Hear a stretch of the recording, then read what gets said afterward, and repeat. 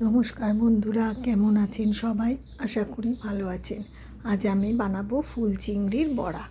এর জন্য আমি কিছুটা ফুল চিংড়ি ভালো করে বেছে ধুয়ে নিয়েছি, একদম জল ঝারিয়ে। আর একটা বড় সাইজের পেঁয়াজ আর লঙ্কা কুচো করে নিয়েছি। এই বড়াটা খুব তাড়াতাড়ি হয়ে যায় আর খুব কম উপকরণে। আমার এই রান্না যদি ভালো লাগে, আপনারা আমার চ্যানেলটা একটু সাবস্ক্রাইব করে দেবেন।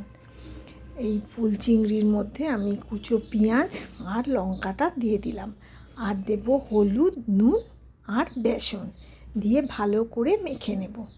আপনারা এইভাবে ফুল চিংড়ির বড়া বানিয়ে খেয়ে আমাকে কমেন্ট করে জানাবেন কেমন লাগলো। আশা করি ভালোই লাগবে। চায়ের সাথে, বিকেলবেলা স্ন্যাক্স হিসেবে বা ডাল ভাতের সাথে মচমচে ফুল চিংড়ির বড়া দারুণ সুস্বাদু। ছোট বড় সবার ভালো লাগবে। ঝালটা যে যেমন খাবেন সেরকম দেবেন। বাচ্চাদের জন্য লঙ্কা ছাড়াও করে দিতে পারেন। এই যে আমার মাখা হয়ে গেছে। এবার গ্যাসে কড়াই বসিয়ে সাদা তেল গরম করে নেব। সাদা তেল গরম হয়ে গেলে আমি অল্প অল্প করে মাখাটা থেকে বড়ার আকারে গড়ে গড়ে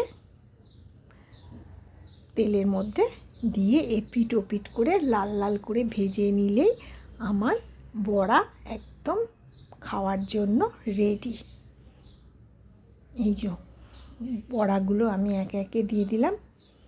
আপনারা একদিন বানিয়ে অবশ্যই খেয়ে দেখবেন, আপনাদের ভীষণ ভালো লাগবে। এইভাবে দিয়ে এবার উল্টে দিতে হবে বড়াগুলোকে। এক পাশটা হয়ে গেলে লাল করে ভেজে আপনারা আবার এই রকম বড়া করে তরকারিও করতে পারেন। আলু দিয়ে একটু মাখা মাখা তরকারি করলেও সেটাও ভাত রুটি সবের সাথে খুবই ভালো লাগে। আর আমি এরম বড়া ভেজেইছি।